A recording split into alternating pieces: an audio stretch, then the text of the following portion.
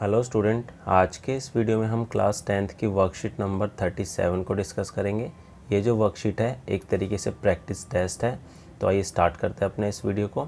तो इस practice test में हमें 10 क्वेश्चन दिए हुए हैं ट्रिग्नोमेट्री के, ठीक है। तो उनको हमें सॉल्व करना है। तो आइए स्टार्ट करते हैं वन बाय वन इसको सॉल्व करना। तो फर्स्ट क्वेश्चन है, इसमें बोला है write the measure adjacent side, opposite side and hypotenuse of angle A. कोण ए के लिए आधार, लंब व कर्ण का माप लिखिए। तो हमें यहाँ पर एक राइट एंगल ट्राइंगल दिया हुआ है ए बी और सी, ठीक है। बी पे 90 डिग्री बन रहा है। तो हमें पूछा है कि एंगल ए पर, अगर ये एंगल ए है तो यहाँ से इसकी एडजेसेंट साइड मतलब कि आधार क्या होगा, उसका परपेंडिकुलर क्या होगा, अपोजिट साइड और हाइपोटेन्यूज क्या होगी। तो अभी आपको बताया था वर्कशीट जो हमने लास्ट की है, तो उसमें अगर हमारे पास एंगल ए बोला गया है तो उसके सामने वाला हमारा क्या होता है, लंब होता है या फिर परपेंडिकुलर कहते हैं इसे, ठीक है। लंब बोलते हैं हिंदी में, और इंग्लिश में यहाँ पर बोला है अपोजिट साइड। तो ये हमारा क्या हो जाएगा, अपोजिट साइड, अपोजिट साइड, या फिर इसे परपेंडिकुलर ही बोल सकते हैं। और इसके साथ में जो ये दे रखी ए बी लाइन जो है वो क्या होता है, आधार होता है। तो ये आधार हो जाएगा, जिसको हम इंग्लिश में एडजेसेंट साइड बोल जाएंगे, ठीक है। एडजेसेंट साइड या फिर बेस, और हाइपोटेन्यूज हमारा ये हो जाएगा ए सी।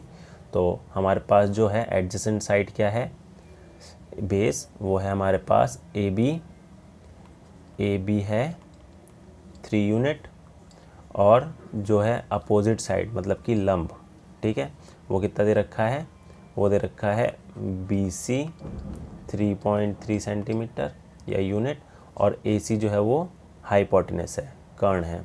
तो ए सी आ गया हमारा हाइपोटेन्यूज या कर्ण 4.5, ठीक है। तो ये हमारा क्या हो गया है, ये हो गया हमारा आधार, ये आधार हो गया है, ये लंब हो गया है, और ये कर्ण हो गया है, ठीक है। इंग्लिश में क्या बोलेंगे, बेस, परपेंडिकुलर और हाइपोटेन्यूज। तो इसका क्वेश्चन नंबर सेकंड देखते हैं। क्वेश्चन नंबर सेकंड में बोला है tan a हमें 3/4 दे रखा है, तो हमें sin a into cos A निकालना है। तो सबसे पहले हम एक राइट एंगल ट्राइंगल ड्रॉ कर लेते हैं यहाँ पर। तो यहाँ पर एक ये राइट एंगल ट्राइंगल हो गया है ए बी और सी। बी हमारा 90 डिग्री है। हमें दे रखा है tan a 3/4, तो tan होता है हमारा परपेंडिकुलर और बेस का रेशो। तो ये हमारा परपेंडिकुलर है, ये बेस है, और ये हाइपोटेन्यूज है, ठीक है। तो हमें दे रखा है tan a 3/4, तो जो कि P और B का रेशो होता है। तो पहले H निकाल देते हैं, मतलब कि AC। तो AC स्क्वायर क्या होता है, बेस का स्क्वायर प्लस परपेंडिकुलर का स्क्वायर। तो 3 का स्क्वायर प्लस 4 का square equal to 9 plus 16 equal to 25। तो AC कितना आ जाएगा, √25 इक्वल टू 5 आ गया। तो हाइपोटेन्यूज 5 हो गया, परपेंडिकुलर 3 है, और बेस कितना है हमारा 4 है। तो अब क्या करना है, हमें साइन ए निकालना है। तो साइन ए जो होता है वो होता है P अपॉन में H का रेशो। तो P हमारा 3 है और H हमारा 5 हो गया। इसी तरीके से कॉस ए निकाल देते हैं। तो कॉस ए किसका रेशो होता है, बेस और हाइपोटेन्यूज का। तो 4 अपॉन में 5 ही आ गया। हमें पूछा क्या था, sign A into cos A. तो साइन ए हमारा 3/5 है, कॉस ए हमारा 4 अपॉन 5 है। मल्टीप्लाई किया तो 4 × 12 और बटे 25। इसका आंसर क्या हो जाएगा, ये आएगा 12 अपॉन में 25। क्वेश्चन नंबर थर्ड देखते हैं। क्वेश्चन नंबर थर्ड में हमें x की वैल्यू निकालनी है। हमें क्या दे रखा है, हमें बोला है कि x into tan 45 degree into sine 30 degree equal है cos 30 degree into tan 30 degree की। तो tan x की वैल्यू क्या होगी, ठीक है। तो यहाँ पर वैल्यू पुट कर देते हैं, x इंटू tan 45 की वैल्यू 1 होती है, sin 30 की वैल्यू 1/2 होती है। इसी तरीके से cos 30 की वैल्यू होती है √3/2 इंटू tan 30 की वैल्यू होती है 1/√3। तो √3 से √3 कट गया, 2 से 2 कैंसिल हो जाएगा, ठीक है। तो हमारे पास x की वैल्यू क्या आ रही है, हमारे पास x की वैल्यू आ रही है 1। तो इसका जो करेक्ट आंसर होगा ऑप्शन नंबर डी। अगला क्वेश्चन देखते हैं। अगला क्वेश्चन है sin² b equal to 2 sin b is true when b is equal to. तो हमें बोला है कि sine square B equal to 2 sine B कब ट्रू होगा, ठीक है, बी के किस एंगल पे। तो ठीक है, तो बी का अगर मैं एंगल देखूँ 90 डिग्री पर हमारी बी की वैल्यू 1 होती है, ठीक है। तो अगर मैं यहाँ वैल्यू 1 रखता हूँ, ठीक है, अगर मैं बी की वैल्यू अगर मैं 90 डिग्री लूँ तो हमारे पास जो आएगा, बी की वैल्यू 90 रखा तो 1 होगी, तो 1 का स्क्वायर यहाँ पर 2 इंटू 1, तो ये तो इक्वल नहीं हो सकता, 1 नॉट इक्वल टू 2, तो 90 तो नहीं हो सकता। इसी तरीके से 60 भी नहीं हो सकता, 30 भी नहीं हो सकता, लेकिन साइन की वैल्यू जो है 0 डिग्री पर क्या होती है, 0 डिग्री पर 0 होती है। तो यहाँ पर अगर मैं sine square B equal to 2 sine B है, तो अगर बी की वैल्यू 0 डिग्री रखूँ, ठीक है, तो यहाँ भी 0 आ जाएगा और 2 इंटू 0 यहाँ पर भी 0 आ जाएगा। तो इस केस में हमारी ये कंडीशन सेटिस्फाई हो जाएगी, तो इसका करेक्ट आंसर हो जाएगा ऑप्शन नंबर डी। अगला क्वेश्चन है 5 tan square A minus 5 sec square A plus 1 is equal to, तो हमें इसकी वैल्यू बतानी है। हमें इधर रखा 5 tan square A minus 5 sec square A plus 1, ठीक है, हमें इसकी वैल्यू फाइंड करनी है। तो इसके लिए हमें एक फॉर्मूला याद होना चाहिए जो कि हम पिछली वर्कशीट में कर चुके हैं। वो क्या है, वो था हमारे पास tan square A plus 1 equal to sec square A, ठीक है। अगर मैं sec को इस साइड लाऊं और 1 को उधर ले जाऊं तो हमारे पास बनेगा tan square A minus sec square A equal to minus का 1, ठीक है, क्योंकि प्लस का 1 है इधर का माइनस का हो जाएगा। अब मैं इन दोनों में से अगर मैं सिर्फ 5 कॉमन ले लूँ तो हमारे पास बचेगा tan square A minus sec square A plus 1 equal to हमें फाइंड करना है, ठीक है। तो हमारे पास जो है वो क्या बचेगा, 5, इस पूरी की वैल्यू यहाँ पर -1 है, तो इंटू -1 प्लस 1, अब इसको करा -5 प्लस 1 इक्वल टू -4, तो इसका करेक्ट आंसर हो गया option number D. Next question देखते हैं, क्वेश्चन नंबर 6। क्वेश्चन नंबर 6 में हमें बोला है y sin 45 into cos 45 equal दे रखा है tan square 45 minus cos square 30 degree के। तो y की वैल्यू निकालनी है, तो हमें यहाँ दे रखा है y sin 45 degree into cos 45 degree equal है tan square 45 degree minus cos square 30 degree. तो यहाँ पे वैल्यू रख देते हैं। तो हमारे पास जो साइन 45 की वैल्यू होती है 1/√2, कॉस 45 की वैल्यू भी 1/√2 होती है, tan 45 की वैल्यू 1 होती है तो 1 का स्क्वायर, कॉस 30 की वैल्यू होती है √3/2, तो इसका स्क्वायर हो गया। तो इसको सॉल्व करेंगे तो हमारे पास क्या आ जाएगा, y अपॉन में √2 को √2 से करा तो 2 आ जाएगा, ठीक है। तो ये 1 माइनस 3 अपॉन में 4, ठीक है। तो इसको सॉल्व करूँगा तो क्या आ जाएगा, y अपॉन में 2 इक्वल टू एलसीएम लिया 4 आया, 4 माइनस 3 1 अपॉन में 4, क्रॉस मल्टीप्लाई करूँगा तो ये कितना हो जाएगा 4y इक्वल टू 2, तो y की वैल्यू हो गई हमारे पास 2/4 कैंसिल करके 1/2, तो इसका आंसर हो जाएगा option number B. Next question है क्वेश्चन नंबर 7। इसमें बोला है साइन ए जो है वो 1/2 है, तो हमें कॉट ए की वैल्यू बतानी है, ठीक है। 4 ऑप्शन दिए हुए हैं, तो इसको कैसे सॉल्व करेंगे, तो सबसे पहले हम यहाँ पर एक राइट एंगल ट्राइंगल ड्रॉ कर लेते हैं। तो ये हमारे पास एक ABC राइट एंगल ट्राइंगल है, थीटा हमारा ए पर बन रहा है, और हमें क्या गिवन है, साइन ए गिवन है 1/2।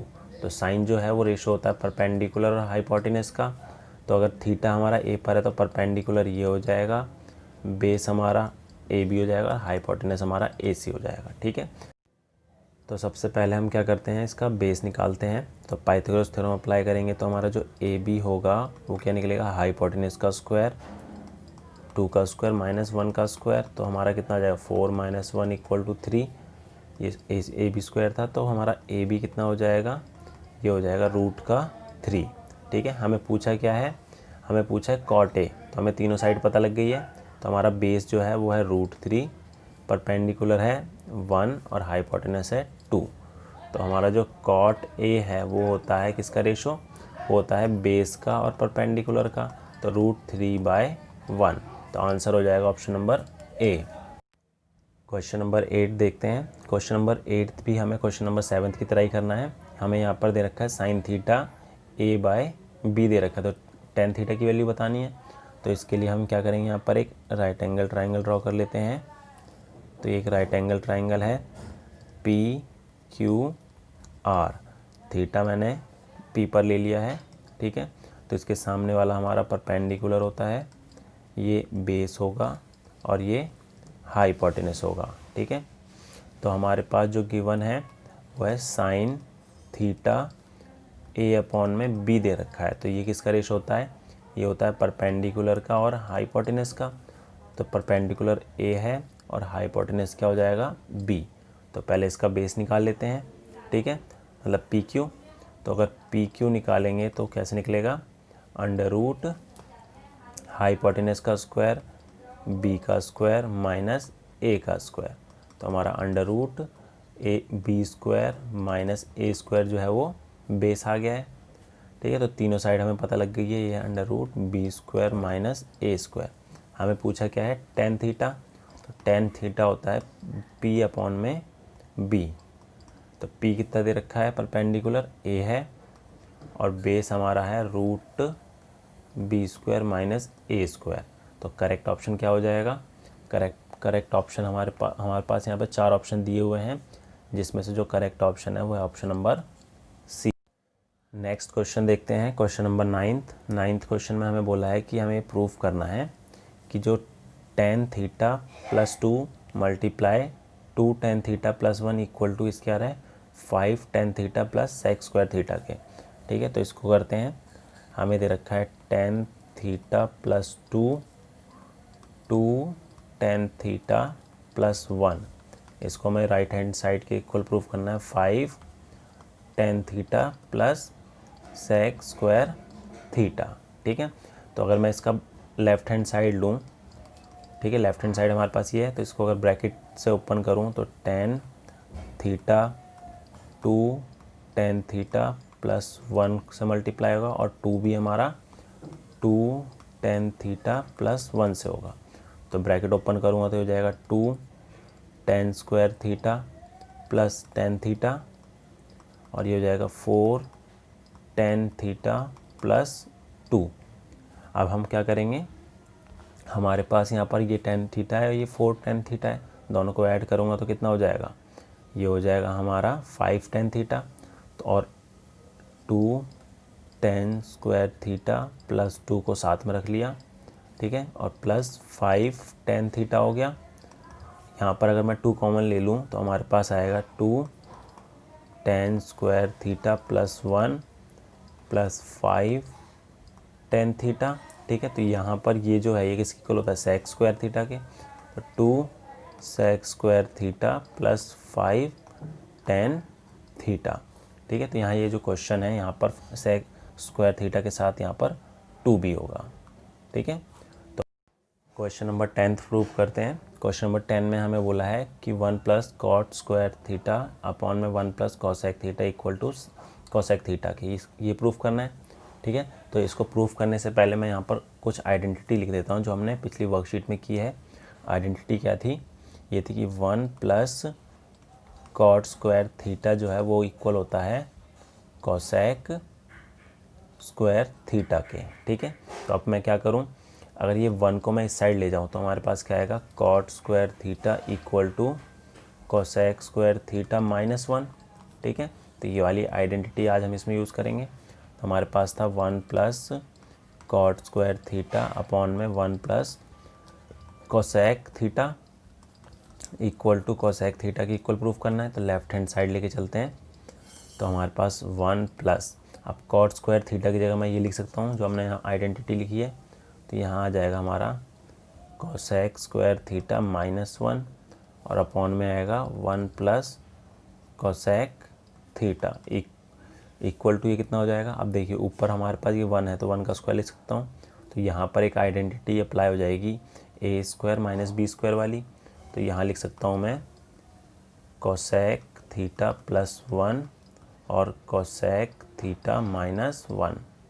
तो अपॉन में आ गया हमारा 1 प्लस कॉसेक थीटा। तो इससे तो ये पूरा कैंसिल हो जाएगा, ठीक है। तो ये याद रखना कौन सी आइडेंटिटी यूज़ की हमने, ए स्क्वायर माइनस बी स्क्वायर वाली। तो ए प्लस बी और ए माइनस बी। तो हमारे पास ये क्या बचेगा, यहाँ बचेगा हमारे पास 1 plus cosec theta -1 plus 1 cancel हो गया। तो हमारे पास सिर्फ कोसेक थीटा बचेगा जो इक्वल हो जाएगा राइट हैंड साइड के।